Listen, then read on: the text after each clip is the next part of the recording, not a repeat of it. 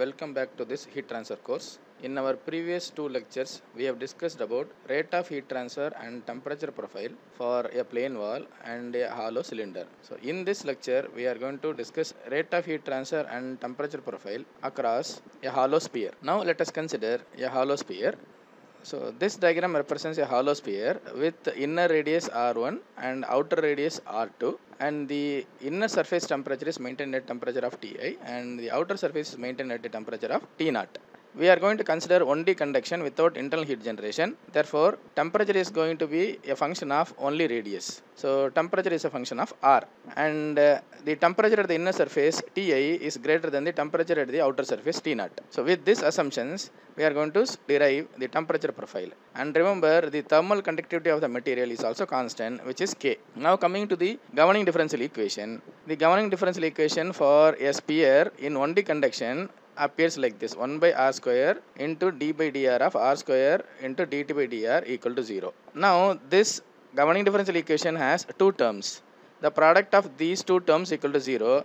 Remember, the value of r is in between r1 to r2. It is between r1 to r2, which is some positive quantity. So 1 by r square will be a positive quantity which cannot be equal to 0. The only option is the second term should be equal to 0. So therefore, this implies d by dr of r square into dt by dr equal to 0. So now this is in the readily integratable form. We want to integrate this twice because there are two derivatives are there. D by dr, it appears twice here. So we have to integrate twice. We will get two arbitrary constants. So when you integrate first time, we will get r square into dt by dr equal to c1, where c1 is the arbitrary constant. Now you bring this r square to the right hand side. Then it appears dt by dr equal to c1 by r square. So this I am going to integrate again. So when you integrate this again, we will get temperature T equal to C1 into R power, this is R power minus 2. So if you integrate, you will get like this. And this can be simplified further, and we will end up like temperature T equal to C1 into minus 1 by R plus C2. This is the general solution. Now for this general solution, to determine the values of arbitrary constants C1 and C2, we have to apply the boundary conditions. The boundary conditions for the hollow sphere which we have considered here is: at radius R1 temperature is Ti, and at radius R2 temperature is T0. So now these two boundary conditions we are going to apply for the general solution. So when you apply both these boundary conditions A and B, then the general solution will appear like this. At boundary condition 1, temperature is Ti at radius R1. Similarly, temperature is T0 at R equal to R2. This is second boundary condition. Now I am going to subtract equation number subdivision 2 from subdivision 1. So then this we will get as, this will become Ti minus T0.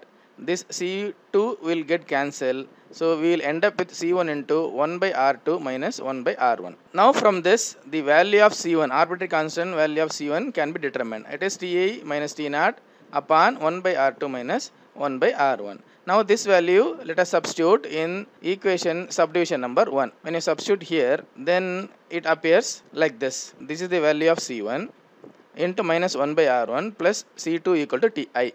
From this, the value of C2 we can calculate. So the value of C2 from this is Ti plus 1 by R1 into Ti minus T0 divided by 1 by R1, 1 by R2 minus 1 by R1.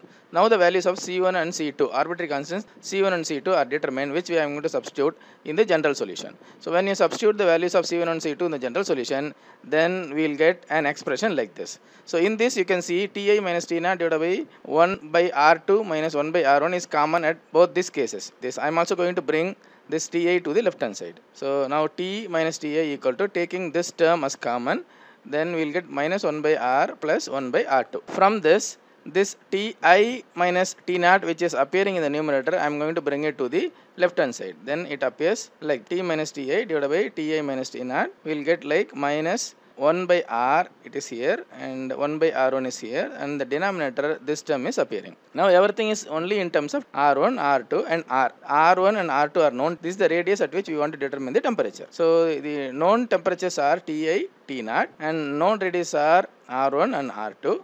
at a particular radius we can determine the unknown temperature T. So this indicates the temperature profile. Thus the final expression for the temperature profile appears like this. Now the next parameter which is to be determined is rate of heat transfer. I have told you earlier that throughout this heat transfer course we are going to determine only two parameters. One is the temperature profile, other one is the rate of heat transfer. Now let us determine the rate of heat transfer for hollow sphere. To determine the rate of heat transfer we have to use Fourier's law of heat conduction, which is Q equal to minus Ka dt by dr. We will get Q into dr equal to minus Ka into dt. This we have to integrate. So area of cross section is 4 pi r square, which is the area perpendicular to the direction of flow. Now if you integrate this and applying the limits r1 to r2 and to corresponding temperatures are Ti and T0. So when you integrate this, when you integrate 1 by r square you will get minus 1 by r, and we have to apply the limits r1 to r2. And finally we will get the rate of heat transfer equation as 4 pi k into Ti minus T0 divided by 1 by r1 minus 1 by r2. Now this expression we have to write as per electrical analogy.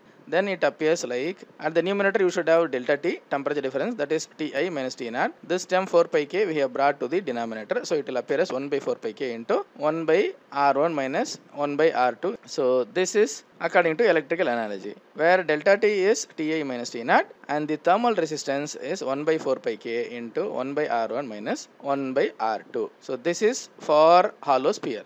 So now we have determined the rate of heat transfer and temperature profile for all the three cases, like a plane wall, hollow cylinder and hollow sphere. Let us express all these in a common tabular form. So we are temperature profile, and we have determined thermal resistance, and we have determined the rate of heat transfer. Now for a plane wall, temperature profile is x by L, and thermal resistance it is L by Ka. Rate of heat transfer is delta T divided by thermal resistance. Delta T is T1 minus T2 divided by thermal resistance is L by Ka, where L is the thickness of the plane wall, K is the thermal conductivity, A is the cross sectional area. In the case of hollow cylinder, the temperature profile is ln of R by R2 divided by ln of R2 by R1, and the thermal resistance is 1 by 2 pi KL ln of R2 by R1, and rate of heat transfer is delta T divided by this thermal resistance. And coming to the final case which we have discussed, hollow sphere, temperature profile T minus Ti divided by Ti minus T0 is given as 1 by R minus 1 by R1 upon 1 by R2 minus 1 by R1, and the thermal resistance is 1 by 4 pi K into 1 by R1 minus 1 by R2, and finally the rate of heat transfer is temperature difference upon the thermal resistance. So if you remember these expressions, then we can solve all the problems of 1D conduction.